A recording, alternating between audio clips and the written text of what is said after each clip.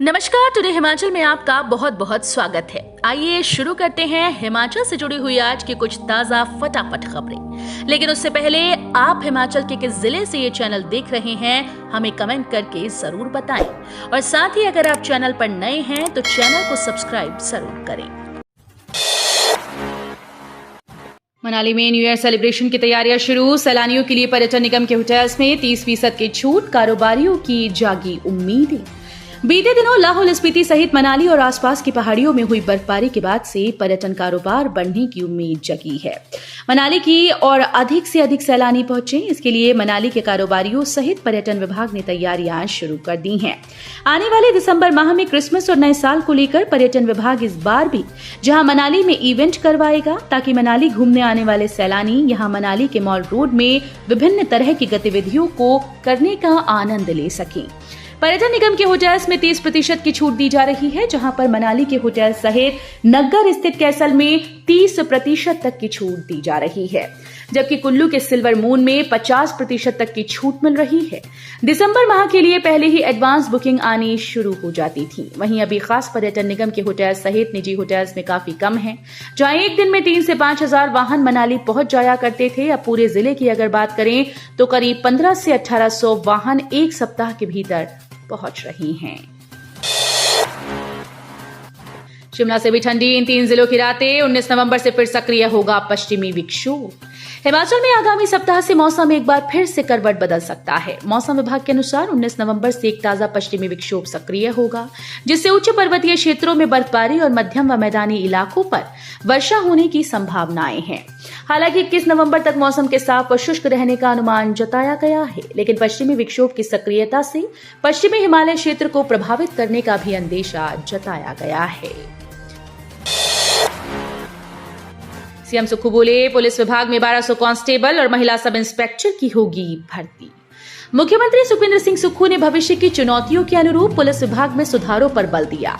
गृह विभाग के वरिष्ठ अधिकारियों के साथ एक बैठक में उन्होंने कहा कि बदलती तकनीक के साथ साथ अपराध के तौर तरीकों में भी बदलाव आया है।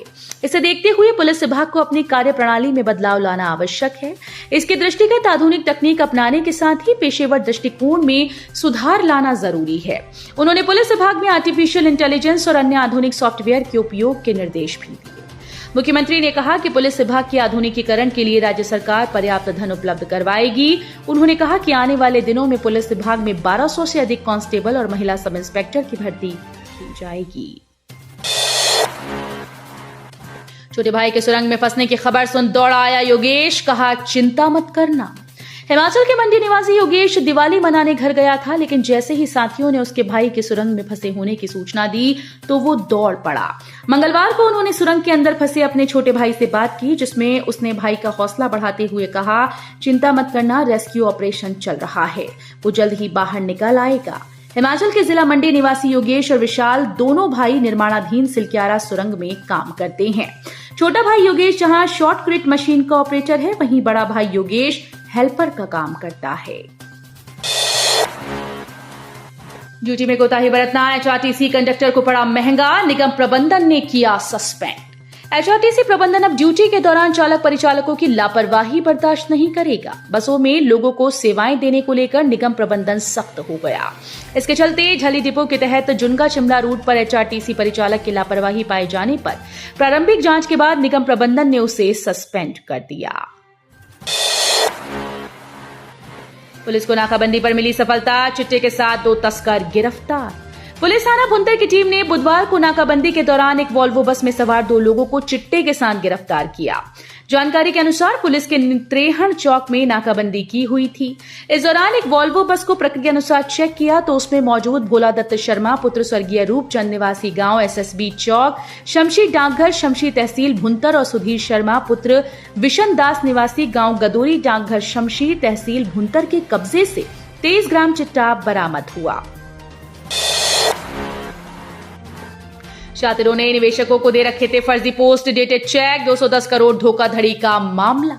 फॉरेक्स ट्रेडिंग के नाम पर 210 करोड़ की ठगी करने वाले शातिरों ने निवेशकों को फर्जी पोस्ट डेटेड चेक दे रखे थे। जिन बैंक खातों के चेक दिए गए थे वो काफी समय से बंद थे। इससे निवेशकों को शातिरों की करतूत पर शक हुआ। शातिर निवेशकों को निवेश करने पर 11 माह बाद का पोस्ट डेटेड चेक देते थे। बल हल्के के नेट चौक के निवेशक को भी शातिरों ने फर्जी चेक दिया था। हर कोई कह रहा, अरे वाह, ये अफसर हो तो डीसी कुल्लू आशुतोष गर्ग जैसा। कुल्लू जिले की भौगोलिक परिस्थितियों को मद्देनजर डीसी कुल्लू आशुतोष गर्ग ने ज्ञान केंद्र स्थापित करने की पहल की, जिसका धरातल पर असर भी देखने को मिला है।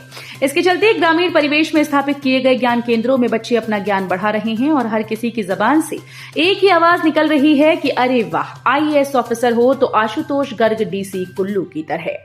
जिले में जीआरडीए के तहत खंड विकास अधिकारियों से समन्वय स्थापित कर 25 के तकरीबन ज्ञान केंद्र जिले के ग्रामीण इलाकों में स्थापित किए गए हैं। नए लुक में नजर आएगा Kullu Manali national highway. NHAI ने 17 करोड़ की डीपीआर तैयार करके सरकार से मंजूरी को भेजी।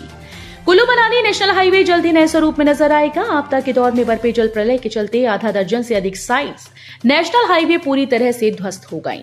वहां पर वर्तमान में भले ही national highway authority of India ने सिंगल ट्रैक वाहनों की आवाजाही के लिए शुरू कर दिया, लेकिन अब जल्द ही कुल्लू से मनाली नेशनल हाईवे नए स्वरूप में नजर आएगा। इसके लिए national highway authority of India ने 17 करोड़ रुपए की लागत से डीपीआर तैयार कर दी है और इसे अमली जामा पहनाने के लिए केंद्रीय भूतल विभाग को प्रेषित कर दिया है। दौलतपुर चौक में रेत से लोड ट्रैक्टर ट्रॉली का टायर फटा, दुकानदार घायल। दौलतपुर चौक के मुख्य बाजार में अस्पताल के पास रेत से लोड ट्रैक्टर ट्रॉली का टायर फट गया। टायर फटने से एक दुकानदार घायल हुआ। घायल दुकानदार को स्थानीय अस्पताल में इलाज के लिए ले जाया गया, जहां पर प्राथमिक इलाज के बाद उसे घर भेज दिया गया। किसानों को 32.91 करोड़ का भुगतान। प्रदेश भर में 18,728.15 मीट्रिक टन धान की खरीद हुई। प्रदेश में किसानों से धान खरीद करने के लिए बनाए गए केंद्रों में अब तक किसानों से 18,728.15 एमटी धान की खरीद की गई। प्रदेश में किसानों से धान खरीदने के लिए खाद्य आपूर्ति विभाग के द्वारा प्रदेश में 9 धान खरीद केंद्र बनाए गए हैं। किसान धान की फसल बेचने के लिए ऑनलाइन पंजीकरण करवा रहे हैं। अमृतसर शिमला के बीच उड़ानें शुरू होने से बढ़ेगा पर्यटन। कल से शुरू होगी विमान सेवा। अमृतसर से शिमला के बीच 16 नवंबर से शुरू होने वाली विमान सेवा से दोनों प्रमुख शहरों के बीच सफर बहुत आसान होने वाला है। सड़क रास्ते करीब 7 घंटे में तय होने वाला 350 किलोमीटर का सफर अब 1 घंटे में तय हो जाएगा। अलायंस एयरलाइन कंपनी के इस ऐलान से पंजाब और हिमाचल प्रदेश के दोनों प्रमुख शहरों के सैलानियों और कारोबारियों को इसका बहुत फायदा होगा। हिमाचल में दरका पहाड़, किन्नौर जिले का कटा संपर्क।